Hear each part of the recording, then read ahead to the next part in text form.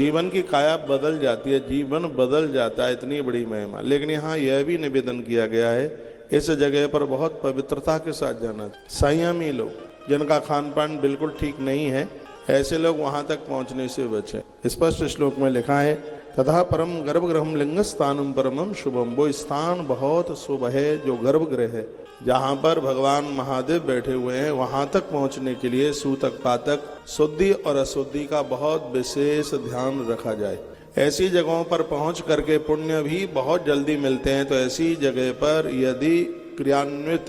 यदि वहाँ की महिमा को समझते हुए शुद्धि अशुद्धि का ध्यान नहीं दिया गया तो पुण्यों को समाप्त होने में भी बिल्कुल देर नहीं लगती, ऐसा वर्णन किया गया है। वो बात मैं आपके बीच में रख रहा हूँ। पंचाक्षरम पंचलक्ष आयुष्यम प्रपेद विदः।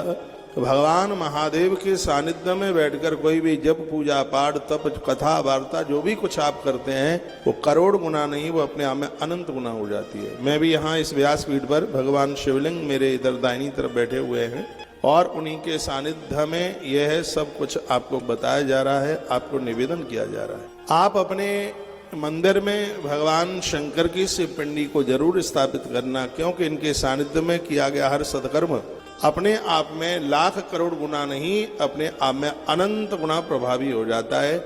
ऐसा शिव महापुराण में वर्णन किया गया है। कहा गया है कि जो लोग अपनी लंबी आयु चाहते हैं तो मनुष्य जीवन प्राप्त किया पंचाक्षरम पंचलक्ष आयुष्यम प्रपेद विधि, एक विधि विधान पूर्वक वह यदि 5 लाख ओम नमः शिवाय इस मंत्र का जप करते हैं तो वह लोग दीर्घायु हो जाते हैं। जहाँ कहीं उनकी जीवन में आयु रेखा कटी हुई होती है वो रेखा संभल जाती है। 5 लाख कोई इतना बहुत बड़ा जप नहीं है जिसको लोग ना कर सके। बहुत ध्यान से एक एक बात को बारीकी से सुनिए। मोबाइल पटक दीजिए एक तरफ, बिना मोबाइल देखे हुए पूरा का पूरा ध्यान आपकी कथा में हो।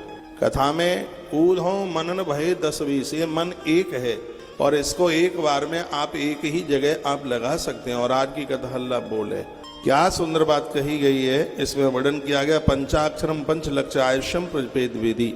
यदि आप दीर्घ आयु लंबी आयु और निरोगी जीवन जीना चाहते हैं तो गुरु मंत्र में कोई भी मंत्र क्यों ना मिला हो, भगवान को अपना सब कुछ समझ करके ओम नमः शिवाय एक माला का नित्य जप करें। कल मैंने बोला है गुरुमुख से सुन करके ही आप ओम शब्द आप लगा सकते हैं, नहीं तो ओम शब्द किसी भी मंत्र में लगाने का बिल्कुल अधिकार है ही नहीं, ऐसा भी वर्णन किया गया है।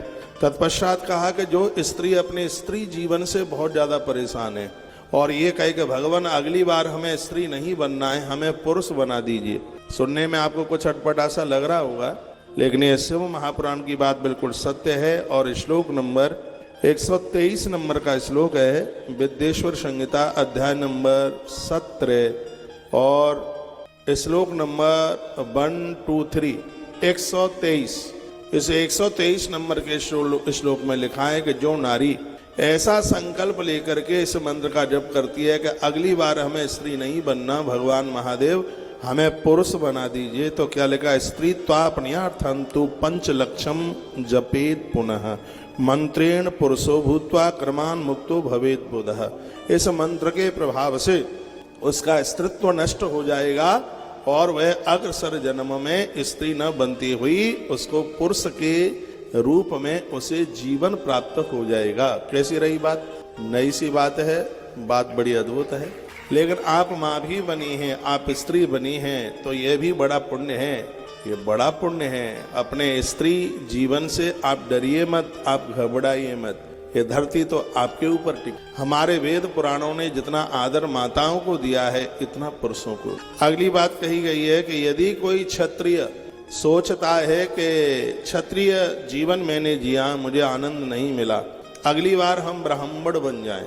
श्रीमद् भागवत में एक ऐसी कथा आती है राजा मुचकुंद की। जब भगवान ने उनको दर्शन दिए तो कहा वरदान मांगिए, तो मुचकुंद ने कहा राजा बनकर के शांति नहीं मिली, प्रजा बहुत थी मेरे पास, धन संपदा भी कहीं कोई कमी नहीं रही, लेकिन हे भगवान यह राजा बन करके मुझे आनंद नहीं मिला, तो आप यह वरदान में दे दीजिए अगली बार मैं क्षत्रिय नहीं, अगली बार मैं ब्राह्मण बनना चाहता हूँ।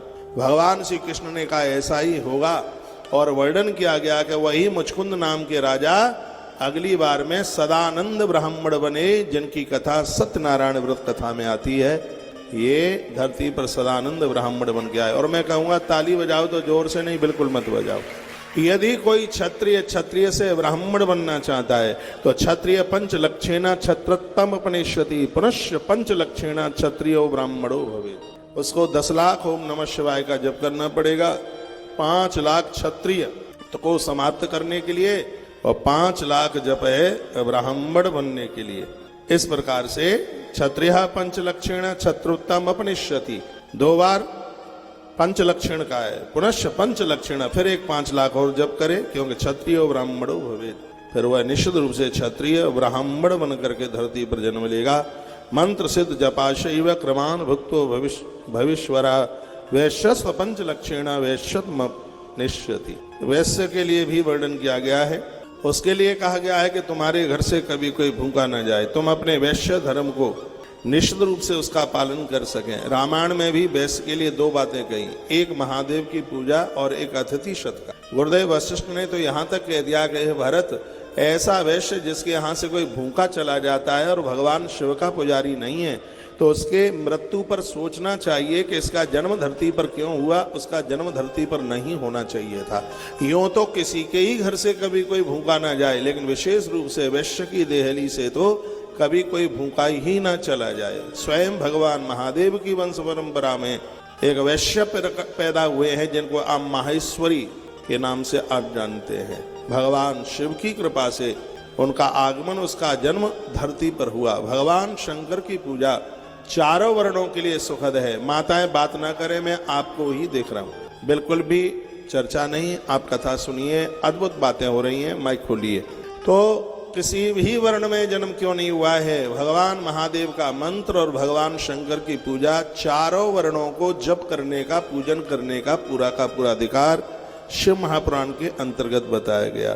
तो फिर कहा गया है कि पुनश्च पंच लक्षीण मंत्र ब्राह्मण उच्यते कनिष्ठच्चैव नमस्ते नः पंच विश्लक्षत विक्षता मंत्र विप्रत्तमावध्या पश्चात् शुद्धो भवे ध्वजा नारी वा अथवा नरो वाद ब्राह्मणो वान्येव च नमोन्तं वा नमः पूर्वा मातुरः सर्वदा जपे तथा श्रीराम तथैवो यम गुरु निर्देशयत क्रमात्। जो भी चारों वर्ण के लोग हैं, जो भी कोई भी मंत्र आप जपते हैं, गुरु निर्देशयत क्रमात्, यह मंत्र आप गुरु के निर्देश में ही जपें। उनसे मंत्र सुने, मंत्र को शुद्ध करें, विधि पूछें, तब ही मंत्र अपने आप में प्रभावी होंगे, नहीं तो फिर इन मंत्रों का कुछ भी मिलने वाला नहीं है। स्पष्ट लिखा है, कहा गया है गुरु निर्देशयेत क्रमात्, गुरुजनों के निर्देशन में ही ये साधना की जाए तो ये ज्यादा फलीभूत होती है।